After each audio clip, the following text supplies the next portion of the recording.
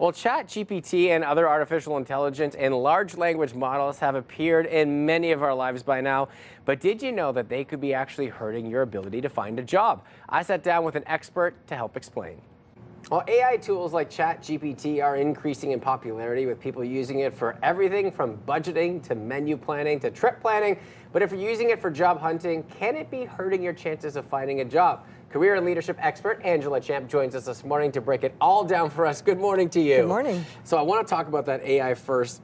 Do you believe that it is hurting our application chances when we go for these jobs? Yes, it has been, because for one thing, it's so easy to create a resume through ChatGPT that many more people are applying. So where there might have been 100 candidates for a job, there are now thousands. And so a qualified candidate might have their resume buried in all of that avalanche of applications. So that's causing some harm. The other thing that it's doing is that if you're using it for your resume, it's creating such a generic resume that nothing is standing out. So as a candidate, there's nothing about you that's special. Right, and I feel like that's such an important part, because what makes you special is some of those things that the AI tools wouldn't be able to figure out. Right. And speaking of figuring out, how are recruiters able to differentiate between someone that has used AI for their resume or not?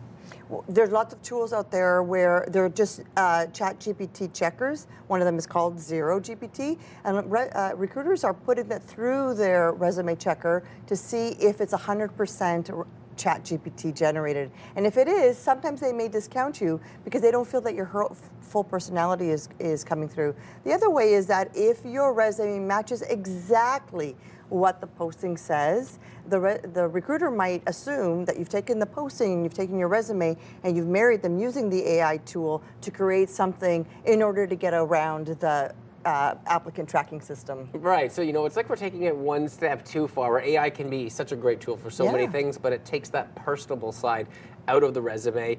What should you do to be standing out without using some of those tools? Well, first of all, don't just list your job duties on your resume. Are you a good salesperson? List how many sales you had. Did you improve customer service? List a percentage. So put the human back in your resume. Using ChatGPT to help you draft an outline is a good idea, but then personalize it.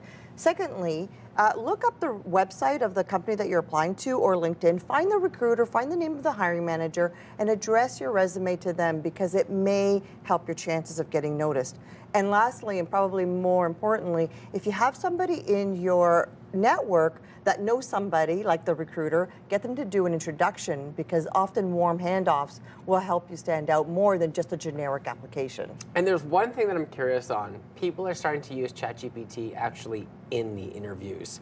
Where's the problem lie in that? Because I feel like you've got a wonderful take. Yes, so when recruiters are interviewing you, they're trying to find out what's your thinking style, do you have good ideas, have you done it before? And so if you're just typing in the question into ChatGPT and spewing a generic answer that it gives you, they may not be able to tell if you actually have the skills to do the job. And so what recruiters are doing, a couple of things. One is, if they're not asking you to come in person to interview, they may ask you to sit back from the monitor so that they can see your hands, so that you're not typing in the answer. Because what's happening is that they think that you're using ChatGPT for their answers. They're going to think that you don't have any good ideas of your own or critical thinking skills, and they might actually disqualify you. Right, it's like we need to take a step back to the good old days where it's a one-on-one interview and you get a lot out of the person just from that conversation. Yeah, kind of like this. Just like this, like we're having right now. Angela, we really appreciate your time, because this is an ever-changing, ever-fast-moving subject. And again, always appreciate your insight. Thank you.